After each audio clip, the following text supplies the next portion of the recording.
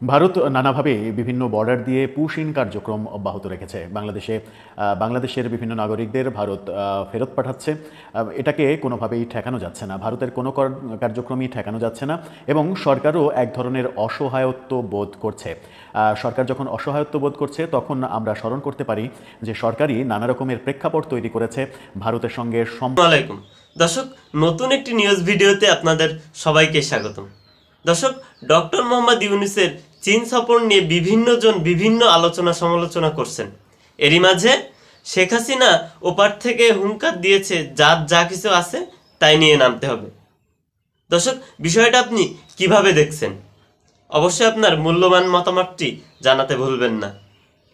তো দর্শক, এরই সাথে সাথে আপনাদের আজকে কিছু গুরুত্বপূর্ণ ভিডিও নিয়ে আপনাদের সামনে হাজির হয়েছি। তার ভিডিওর কিছু অংশ বিশেষ আপনি ইতিমধ্যেই দেখে ফেলেছেন। ইতিমধ্যে আপনি গুরুত্বপূর্ণ ভিডিওর অংশ বিশেষ দেখে আপনি বুঝতে পেরেছেন আজকের বিষয়টি কোন দিকে ঘটতে যাচ্ছে। তো দর্শক, যারা ভিডিওটি অন করেছেন তাদের বলবো, আপনারা যদি মূল বিষয়টি জানতে চান তাহলে প্রথম থেকে একেবারে শেষ পর্যন্ত ভিডিওটি দেখুন। তো চলুন আমরা বেশি কথা না বাড়িয়ে আজকে সেই গুরুত্বপূর্ণ আলোচনার ভিডিওটি দেখে আসি। তার আগে বলবো, যারা এখনো পর্যন্ত আমাদের চ্যানেলটি সাবস্ক্রাইব করেননি অবশ্যই আমাদের চ্যানেলটি সাবস্ক্রাইব করে রাখবেন। তাহলে বর্তমান বাংলাদেশের সবথেকে ভাইরাল নিউজগুলো আপনার কাছে পৌঁছে যাবে সবথেকে আগে। তো চলুন আমরা বেশি কথা না বাড়িয়ে আমাদের ভারত নানাভাবে বিভিন্ন বর্ডার দিয়ে পুশ ইন কার্যক্রম অব্যাহত রেখেছে। বাংলাদেশের বিভিন্ন নাগরিকদের ভারত ফেরত পাঠাচ্ছে। এটাকে কোনোভাবেই ঠেকানো যাচ্ছে না। ভারতের কোনো কার্যক্রমই ঠেকানো যাচ্ছে না এবং সরকারও এক ধরনের অসহায়ত্ব বোধ করছে। সরকার যখন অসহায়ত্ব বোধ করছে তখন আমরা স্মরণ করতে পারি যে সরকারই নানা রকমের প্রেক্ষাপট তৈরি করেছে ভারতের সঙ্গে সম্পর্কটাকে বন্ধুর জায়গা থেকে শত্রুর জায়গায় নিয়ে যেতে, যে কারণে ভারত নানা রকমের পদক্ষেপ নিচ্ছে, কিন্তু সরকারের করণীয় কোনো কর্মকাণ্ড আমরা দেখতে পাচ্ছি না এবং সরকারের নীতি নির্ধারকরা অসহায়ের মতো কথা বলছেন, কখনো কখনো অসংলগ্ন কথাও বলছেন। পুশিন নিয়ে সরকারের ভাবনা কি? পুশিন ঠেকানো যাবে কিনা? যখন ভারত সীমান্তে ভারত যুদ্ধ প্রস্তুতি নিচ্ছে এই খবর আমরা অনেক আগেই দিয়েছি, সেই কার্যক্রম এখনও অব্যাহত রয়েছে। সেরকম পরিস্থিতিতে পুশিন কোনোভাবেই ঠেকানো যাচ্ছে না। এখন পর্যন্ত প্রচুর জনগণকে, কয়েক হাজার মানুষকে ভারত বাংলাদেশের বিভিন্ন সীমান্ত দিয়ে পুশিন করিয়েছে, সেই তথ্যই আমরা জানি। সরকারের ভাবনা কি, আদতে বাস্তবতাই বা কি, কেন সরকার পেরে উঠছে না, সেই আলোচনা করার চেষ্টা করবো এই ভিডিওতে। থাকবেন পলিটিক্স টিভির নিয়মিত আয়োজনে।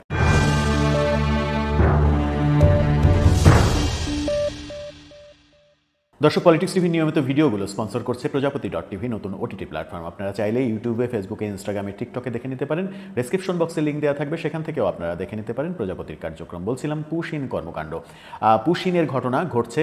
ভারত একের পর এক বিভিন্ন সীমান্ত দিয়ে পুশিন করছে এবং বাংলাদেশ সরকার অসহায়ের মতো সেই দৃশ্যগুলো দেখছে, কোনো ধরনের কোনো গত্যান্তর করতে পারছে না। একাধিকবার বাংলাদেশ ভারত সরকারকে চিঠি দিয়েছে, কিন্তু সেই চিঠিতে কাজ হচ্ছে না। এরকম অসহায় স্বীকারোক্তিও আমরা পররাষ্ট্র উপদেষ্টার শুনেছি। কেন তারা পারছে না? তার প্রেক্ষাপটটা কি? খুব সহজেই অনুমান করা যায় যে তার প্রেক্ষাপটটা কি। কথায় কথায় ভারত বিদ্বেষ মনোভাব, সরকারের বিভিন্ন লোকজন, সরকারে থাকা বিভিন্ন লোকজন, এমনকি স্বয়ং প্রধান উপদেষ্টা পর্যন্ত ভারত বিদ্বেষী নানা রকমের কথা হর হামেশাই বলছেন। সর্বশেষ রাজনৈতিক দলগুলোর সঙ্গে মিটিংয়েও তিনি ভারতের আধিপত্যবাদের কথা বলেছেন, যে ভারত বাংলাদেশের ওপরে আধিপত্যবাদ চালাচ্ছে।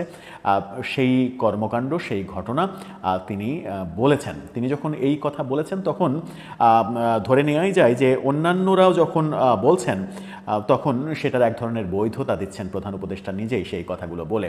তাতে করে হচ্ছে কি, তাতে করে ভারতের সঙ্গে আমাদের সম্পর্ক একেবারে তলানিতে গিয়ে ঠেকেছে।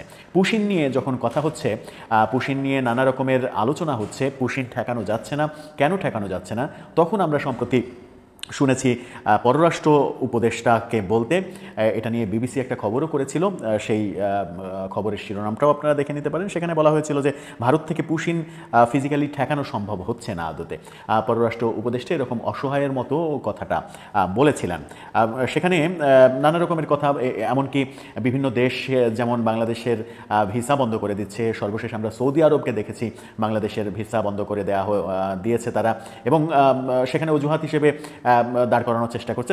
সৌদি তো শুধুমাত্র বাংলাদেশের ভিসা বন্ধ করেনি, অনেক দেশেরই ভিসা বন্ধ করেছে। তো কয়েকটা দেশের ভিসা বন্ধ করেছে, তার লিস্টের মধ্যে বাংলাদেশ আছে মানেই তো এটা একটা অশনি সংকেত। সুতরাং এই অশনি সংকেতের মধ্যেও বাংলাদেশ সরকারকে নানা রকমের গোঁজামিল দেওয়া কথা বলতে শুনেছি। পুশিন ব্যাপারে বলছেন যে মালয়েশিয়ায় সহ ভারতের পুশিনের প্রসঙ্গে আসি, বড় রিপোর্ট বিবিসির। পুশিন সম্পর্কে এক প্রশ্নের জবাবে বলছেন যে বাস্তবিক অর্থে পুশিন ঠেকানো সম্ভব নয়।